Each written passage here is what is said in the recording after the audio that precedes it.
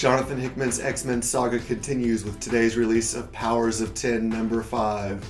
This is out of a 6-issue miniseries, so we're getting closer to the end here, and there's a lot happening in this issue, and we're going to spoil all of it, so fair warning on that. First thing that's happening in this issue, a quick review of the plot, is Powers of 10, you may have noticed, is using the structure of different points in time for the X-Men's history, but we're still unsure exactly what life of Moira McTaggart we're experiencing here in this miniseries. Is it life number 9, life number 10? I think that's still up in the air, but we are jumping around at different points in time. And the very first point in this issue is X to the power of 0, or X-Men Year 1, and it features Charles Xavier, Professor X, recruiting Forge, the brilliant mutant who is able to basically invent or create any machine he needs or wants to. So Professor X goes to visit Forge in Dallas and asks for his help with the 5th iteration of Cerebro, a machine that will hopefully be able to back up and store mental copies, essentially, of any mutant that passes away. So death will be no obstacle. They'll just be able to clone them in a process that was explained in the prior issue of House of X, using those mutants, Gold Balls and Hope and Tempest, and who are the others here? And Proteus and Elixir. So all 5 of those mutants together are able to revive a previously killed or destroyed mutant through this process of regeneration and then uploading the backup copy of their mental state into the new husk. So in this scene in Powers of 10, Professor X is going to visit Forge to get his help to put all this storage into practice, because they're going to need multiple redundancies and a storage medium, which apparently is going to be Shi'ar Imperial logic crystals or logic diamonds. So, it's basically, to me, it's like a scene out of Metal Gear Solid 5, where Professor X will refuse to scatter their sorrow to the heartless sea. If anyone dies, he won't see you as ashes. You're all diamonds to him. His diamond dogs, his diamond mutants. So that's that scene, a fun little cameo from Forge. So we know that he helped with the development of this technology that we saw in the last issue of House of X.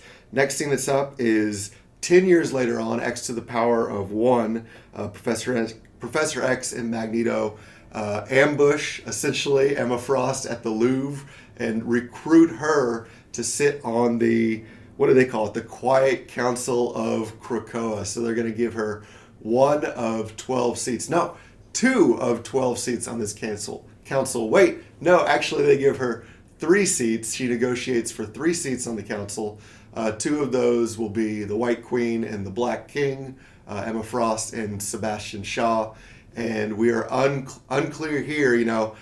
We're running out of stories, so it really seemed like it would be a good place to tell us everyone that's on the council, but they only tell us a couple of their names.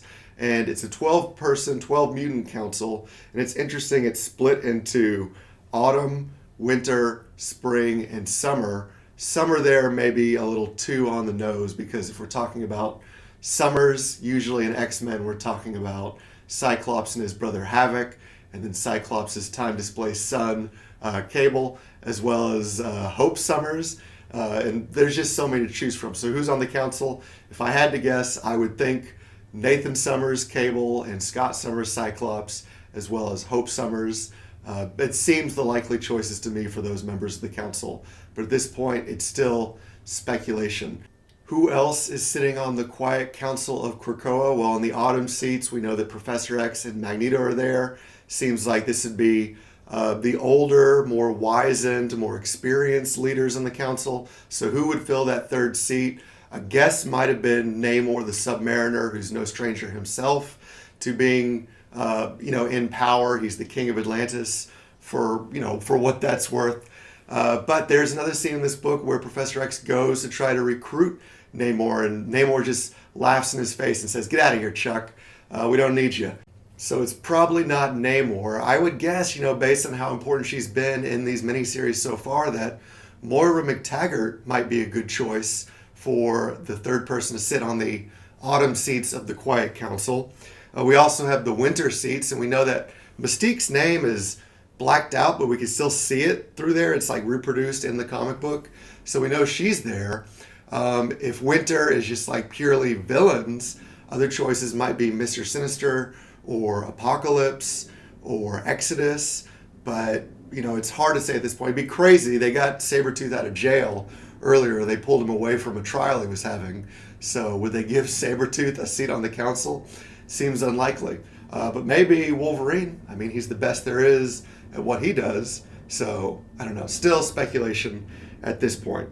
The other interesting scene in this book to me is talking about the life-saving drugs that are going to be developed by the population on Krakoa.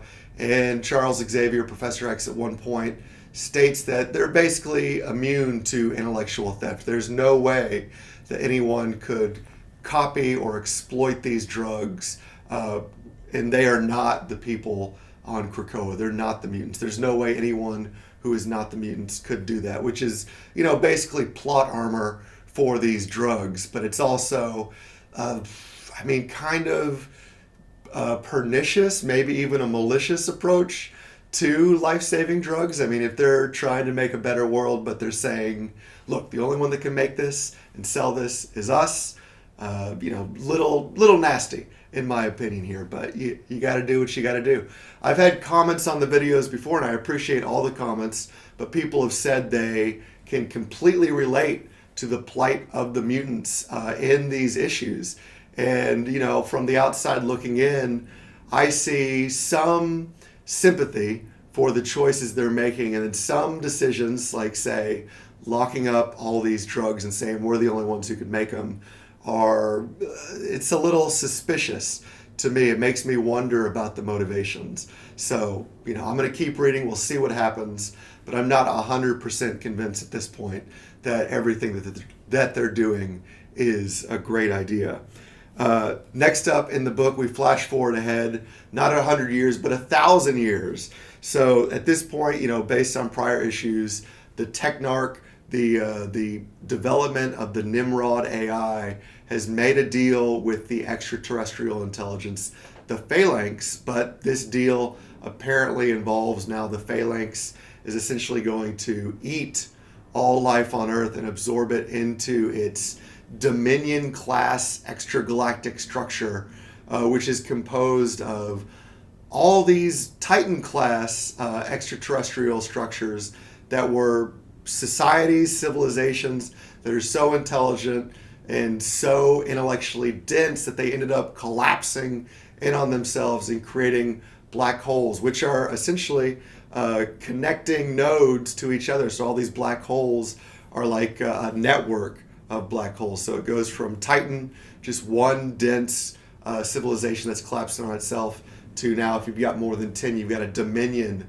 of Titans. Versus, strongholds apparently are a class of civilization that refuses to become one with the hive mind of these dominion structures. So what conflict will come from this? I have no idea here. I mean, this space stuff is so beyond me, but it's interesting. I'll keep reading. The most interesting thing in these scenes, though, to me, was the discussion of what makes up matter in the Marvel Universe. And this was really fascinating stuff. Nice little nod to the creator of the Marvel Universe, essentially Jack Kirby, because they talk about what makes up matter. Well, we got electrons, we got protons, we got leptons. You get tiny enough, you end up with the primordial, you guessed it, the Kirbons. So this, some people are already speculating that this means we have a name now for that energy signature. If you've ever seen like a Jack Kirby drawing of someone that's got, energy emanating from their hands, and there's like the black dots surrounding the panel, that is the Kirby Krackle. Is this actually retroactively now a physical manifestation of Kirbons in the Marvel Universe? I have to say yes, and I think that's a nice idea and a nice gesture towards, again, recognizing the creative efforts of Jack Kirby, who is no stranger himself to being a star in Marvel Comics, whether that's appearing in the bullpen bulletins like those cartoons decades ago, or also decades ago now at this point, appearing as essentially the creator. He was like a god character in an issue of Mark Waid and Mike Rywingo's Fantastic Four issue, almost 15 or 20 years ago now. But it's always nice to see more credit being given to Kirby. So that's basically the end of this issue of Powers of 10 number 5. Again, let me know in the comments what you're thinking about this. If you like the video, as always, ask that you please smash that like button. I've got some affiliate links down below if you want to buy these issues of Powers of 10 or House of X. They're linked below. And to all the artists out there, keep drawing, guys. The only way to keep getting better is to keep drawing every day. So until next time, keep drawing.